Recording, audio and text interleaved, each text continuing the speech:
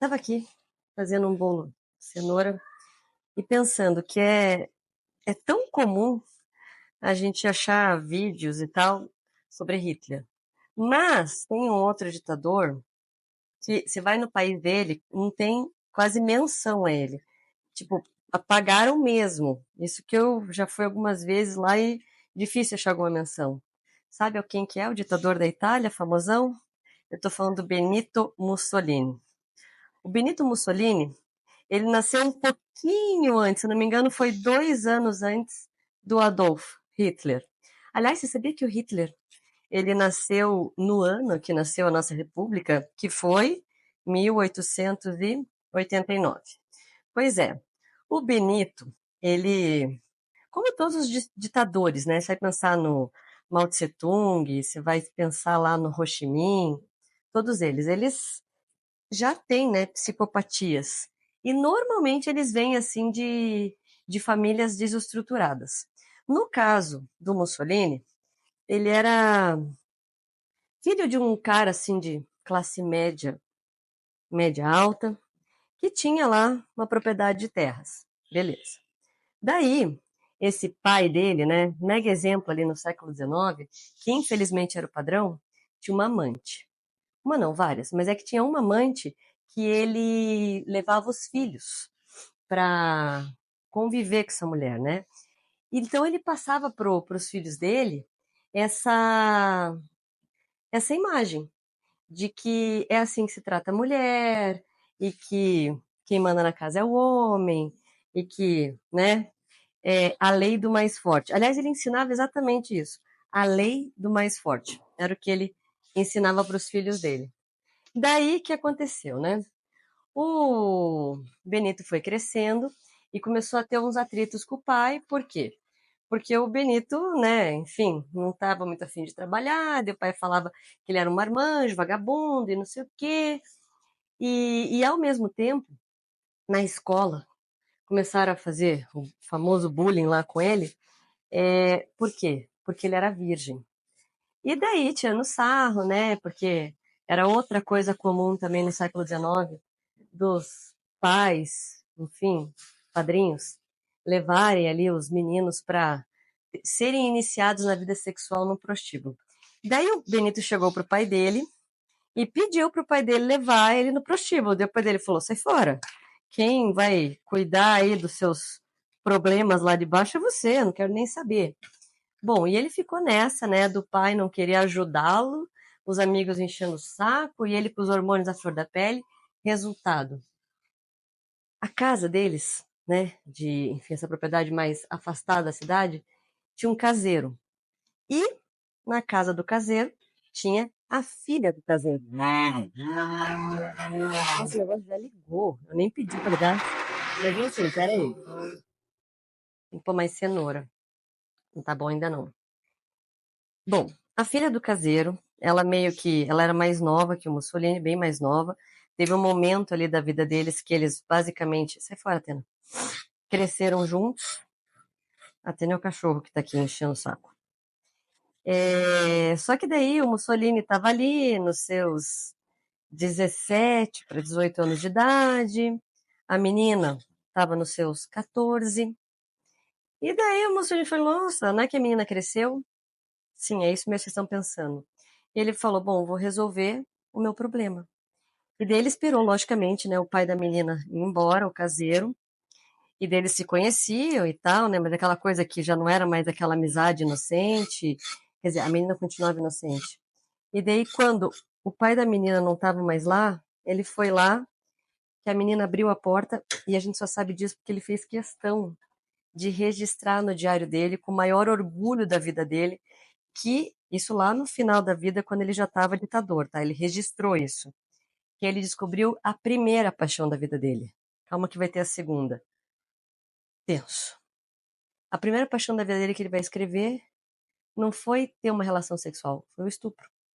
Porque ele conta que foi emocionante, ele já chegou chutando a porta, e daí a menina caiu no chão, e daí ele tentou agarrar ela fugiu, ele achou isso mais legal ainda, sádico, né?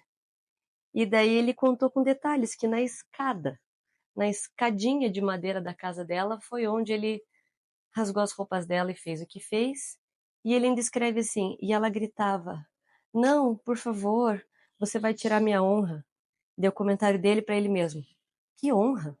Você é filha do caseiro".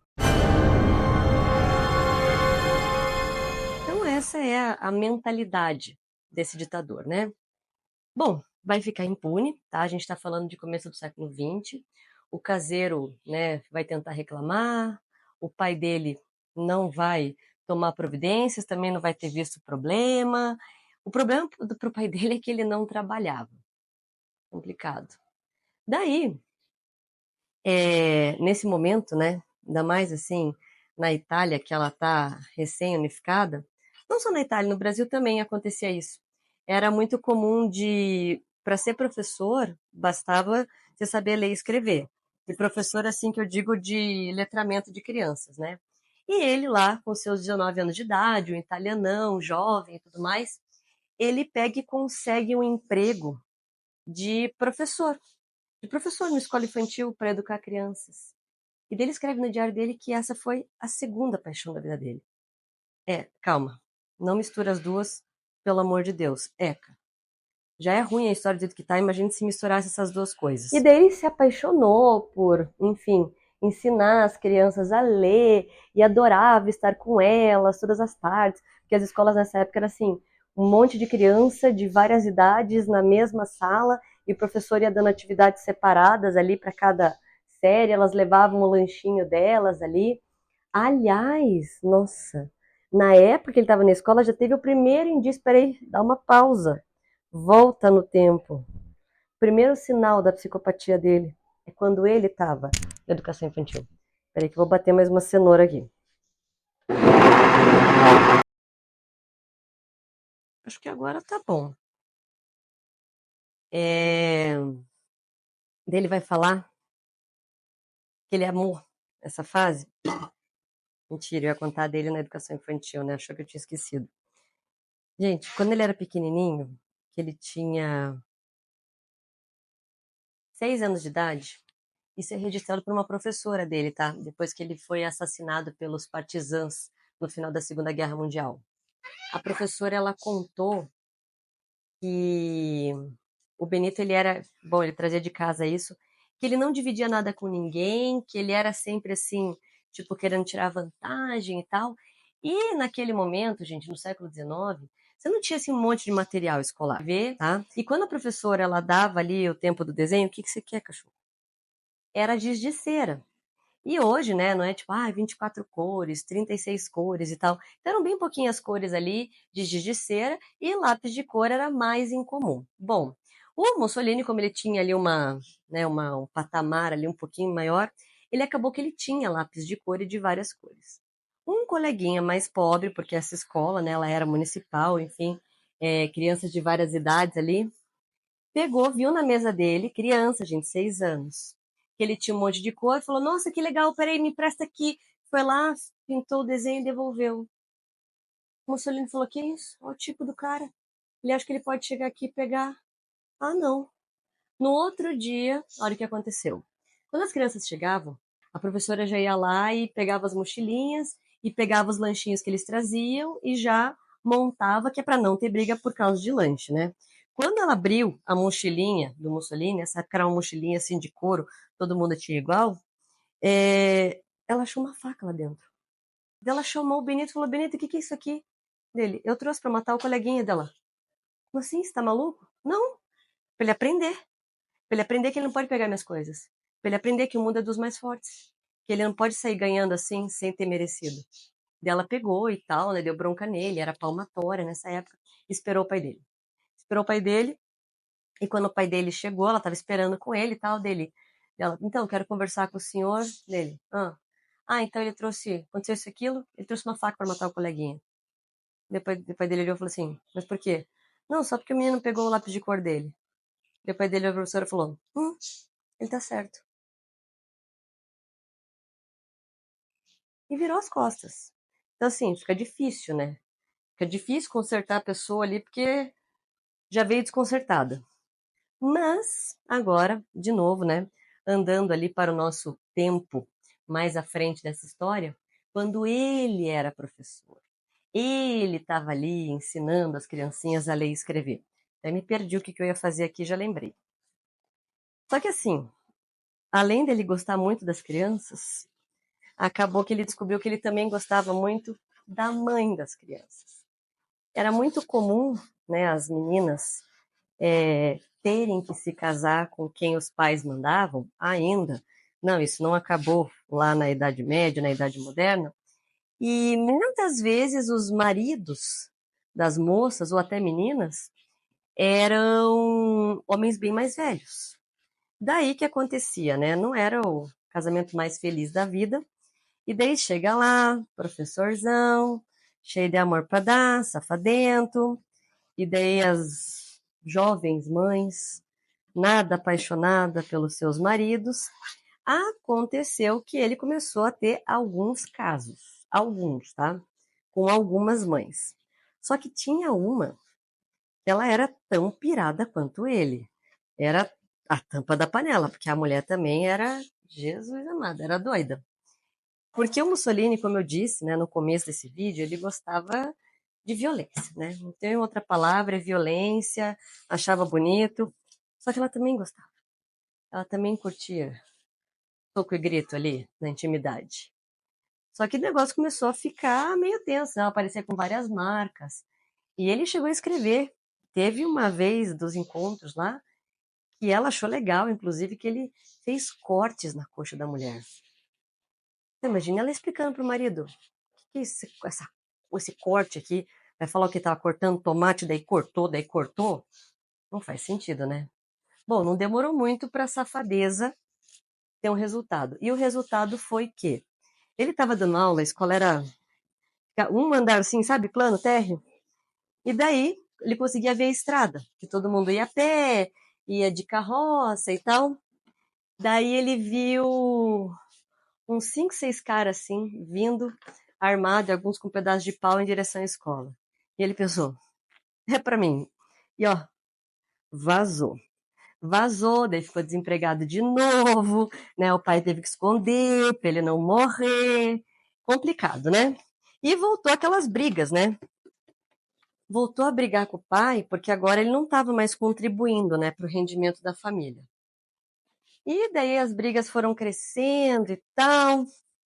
Resultado, é, ele e o pai dele intimando ele, né, que ele tinha que virar homem, que ele tinha que sustentar a família dele, que nem família ele tinha, pipipi, popopó.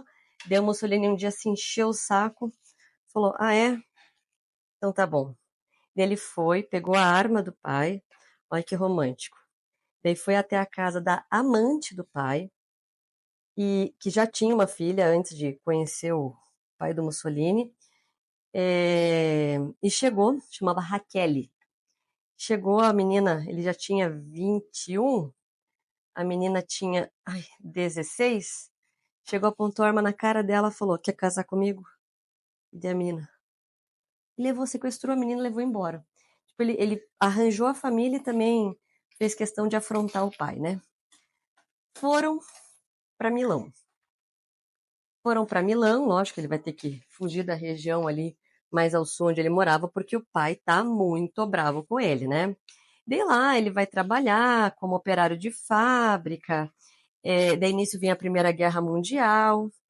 Ele vai lutar na Primeira Guerra Mundial, não que ele quisesse, até porque a gente sabe que a Itália ela vai mudar de lado, né? Ela tinha se comprometido ali com a Tríplice Aliança, e daí vai passar para a Tríplice Entente, que durante a guerra não tem mais nem esse nome, porque não é 3 e 3, né? A Tríplice Entente vão virar os aliados e a Tríplice Aliança vão ser as potências centrais, que eram 6 países. Bom, lutou naquela guerra e a Itália, apesar de ter mudado de lado para o lado vencedor, não ficou bem das pernas, né? Então ele estava ali, como vários italianos, ferrado, com um monte de. Porque a guerra ela custa, né? E daí, quando ele volta, já vamos lembrar que acontece durante a Primeira Guerra Mundial a Revolução Russa, ele é muito bom na escrita. Lembra que eu falei que ele gostou de ser professor? E ele descobre que ele é muito bom na escrita e também como orador. E daí ele começa a agitar ali os companheiros, instigado pelas ideias socialistas, e vai acabar, enfim, os panfletos dele, né, vão girar várias fábricas e tudo mais, e ele vai acabar tendo um início político igual Hitler. Vai começar agitando um partido de trabalhadores com base em ideias de esquerda, ideias socialistas, ali no pós-Primeira Guerra Mundial. Depois é que ele percebe que isso, né, não estava dando muitos patrocinadores. E lembra que eu falei que uma das paixões dele era a criança, né? Ele sonhava em ser pai. E daí, para surpresa dele, que ele tá lá nessa vibe de escreve, pega a própria grana, faz várias cópias ali e tal. Ele recebe uma carta do Brasil. Uma carta do Brasil convidando ele, Benito Mussolini, para vir trabalhar num jornal lá em São Paulo. Mas como assim, né? Vamos relacionar. A imigração italiana ela vai crescer demais no final do século XIX e pós-Primeira Guerra Mundial também.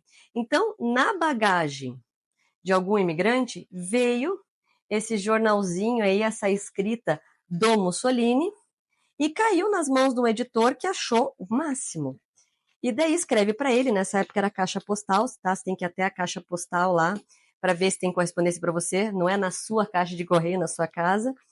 E escreve para ele, convidando ele para ir para o Brasil, né? E uma galera estava indo. Ele chega em casa, feliz da vida, falando: Raquel, Raquel, olha só que legal, tá? Me convidaram aqui para trabalhar no Brasil. E a Raquel com aquela cara assim, tipo: ah, legal. Isso já fazia tempo que eles estavam casados, já tinha passado aquele susto inicial, ela já tinha se conformado, inclusive até se apaixonado. Ai, coisa louca. Deve ser síndrome de Estocolmo isso. Enfim. E dela fala: ah, tá, legal dele. Ué, você não gostou da notícia? Dela: não, eu gostei, mas é que eu tô grávida. Gente, o sonho dele era ser pai. E ele sabia muito bem, ele não era um cara tapado. Infelizmente, esses psicopatas, esses ditadores, eles são inteligentes, mas uma inteligência do mal. E ele pensou: putz, o emprego ou arriscar o meu filho?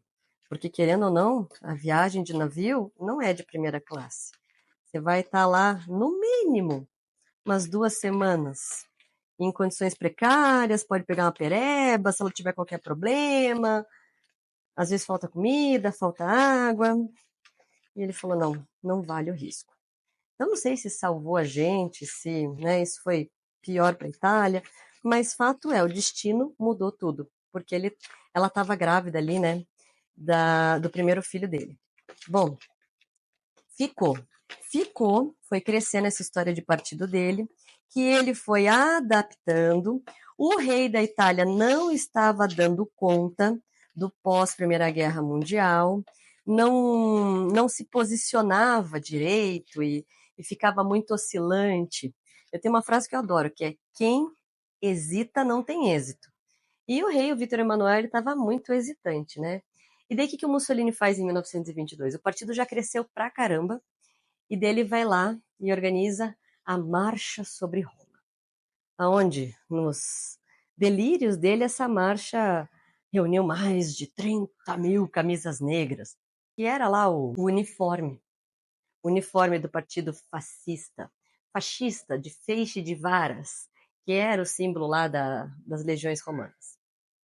Tá, daí aquela demonstração de organização, enfim, de união, homogeneidade, rendeu para ele, então, esse crescimento em Roma, né, ali na capital, e rendeu para ele, então, que ele entra nomeado para governar junto com o rei.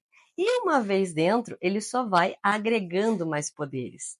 As pessoas costumam lembrar, né, do Hitler se dando um título político, um título de marketing pessoal, né, o Führer. Mas antes dessa ideia, que não é, né, exclusiva dele, o Mussolini já tinha usado essa identidade assim diferenciada, porque ele era il duce. Il duce, que quer dizer, né, o líder, o condutor. Bom, e vai crescendo, tanto é que vai conseguir até passar por cima do rei, passar por cima do parlamento e se juntar, né? Ele tinha as ressalvas dele com Hitler. Ele demorou, gente. Pensa, o Hitler ele chegou ao poder em 33. Eles só vão firmar o Pacto de Aço, que é um pacto de ajuda mútua entre eles, em 36. É óbvio que o Mussolini, o italiano, tinha ressalvas com Hitler. É óbvio. Óbvio por quê, professora? Ué, você não lembra da nacionalidade do Hitler? Ele era austríaco. O que tem a ver com a Itália? Tem a ver que a unificação italiana foi atrasada, vamos dizer assim, porque teve que combater a Áustria, que não queria, né, perder a sua influência ali nos reinos italianos. Se opôs à unificação. Bom, outro que se opôs é a igreja. Vamos falar aí de como é que ele resolveu esse rolê aí com a igreja. Tá. Daí, ai, adoro lamber massa. Lavei a mão, tá? Tinha passado a mão na tena. Tá bom. Bom, nisso que ele tá no auge do poder, a Raquel tá lá com as crianças, né? Ele vai ter 6 filhos lá em Milão, e ele tem um apartamento em Milão, um apartamento em Roma e tal, não sei o quê. Tem várias amantes. Mas teve uma amante, surreal essa mulher, que era a Clara Petac. Igual hoje você tem as menininhas assim que é fã de um ou outro cantor e tal, né? Vamos para o forno. Nessa época você tinha umas meninas, umas mulheres. Ela já era mulher, né? Ela já tinha 21 anos de idade. Que era fã do Mussolini. Idolatrava o Mussolini. A mulher, ela ficava acompanhando o jornal, onde é que ele ia estar. E ela ficava nos discursos dele, pulando, que nem um pogobol. Ai, olha pra mim! Ai, lembra, não sei o quê! E do tipo, lógico, tinha trocentas gritando lá, né? Daí, a... Ai, que bonitinho. Bom, daí, minha gente, isso é muito bonitinho, muito bonitinho. Daí, o que aconteceu? O que ela fez? Ela olhou no jornal que ele ia discursar numa cidade e ele, né, no mesmo dia, discursar em outra cidade. Ela falou, bom, já que eu não consigo competir com várias mulheres, sabe o que eu vou fazer? Eu vou pegar ele no meio do caminho, porque assim, né, era uma distância curta, só dava para ir de carro, não tinha tantos carros assim, porque eu tô falando dos anos 30, então foi um bom plano. Resultado. Ela se posicionou no meio da estrada e ficou lá abanando para os carros parar. Até que finalmente ela conseguiu fazer o carro do Mussolini parar. Quando o carro do Mussolini parou, que obviamente veio seguranças e tal, e ela era bonitona, e ela, não, porque eu quero ver ele Duce, eu quero ver ele Duce e tal. Daí o Mussolini olhou, deu aquela medida e falou, não, deixa a menina vir. E começou o caso amoroso dele. Só que o que acontece, né? Muitas mulheres nessa época, elas sabiam dos casos extraconjugais do marido. Mas a Clara Petac começou a incomodar a Raquel. Por quê? Porque ela estava muito em evidência, estava assim, tipo, descarado. Não que não fosse desrespeitoso, né, o caso deles, mas estava demais. Teve uma transmissão de rádio que o Mussolini foi entrevistado e, para o azar da Clara, a Raquel estava escutando. Ah, e você que está sempre aqui acompanhando o Dutti, quem é você? Ah, eu sou a esposa dele. Hã? Daí a Raquel falou, ah, não. Daí tá sacanagem, minha cara. Daí não vai rolar, não. Daí que ela fez? Deixou lá as crianças com uma babá, pegou o trem, foi de Milão para Roma. Chegou lá, foi direto no apartamento do Mussolini, marido dela. Quando bateu na porta, e essa história é contada pela Clara Petac, quem abre a porta é a Clara Petac. A Raquel também conta essa história que ela voou. Ela voou na Clara Petac e começaram a se estapear. Daí a Clara, que sabia quem que era a Raquel, pegou, correu pro escritório do Mussolini, ligou pro Mussolini, deu até a telefonista e tal, porque ela se trancou lá, né? Ia achar o Mussolini e tal, de Mussolini atender. E daí ela fala, Mussolini, tua mulher tá aqui, ela tá louca, ela quer me matar. Daí o Mussolini do outro lado, o problema é seu, não é meu. E desligou. Tipo, se vira.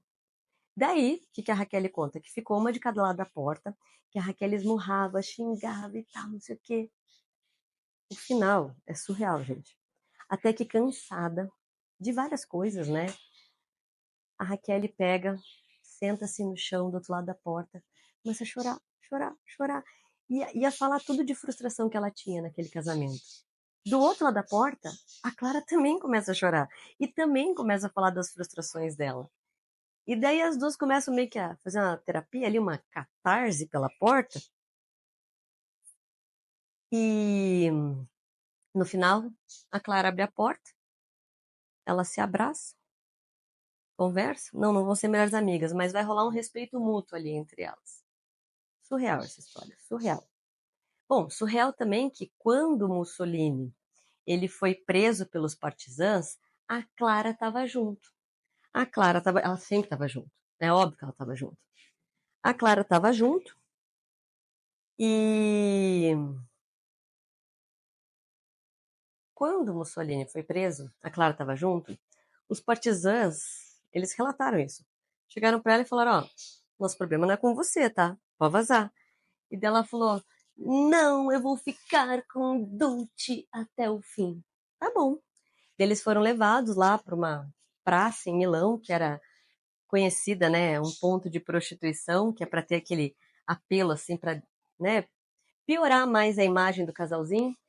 Foram fuzilados, foram pendurados de ponta cabeça no posto.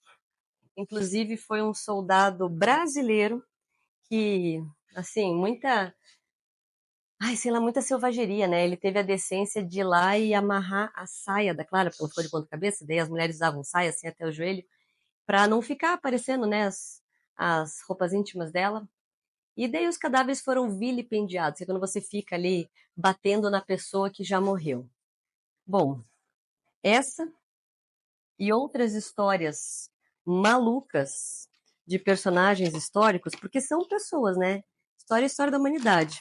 Então, assim, todo mundo tem os seus segredinhos e essa parte mais pessoal, tenho muita história para contar. Se puder, dá um like, me segue, escreve aí quem que você quer saber mais podres e fofocas, tá bom? Beijo.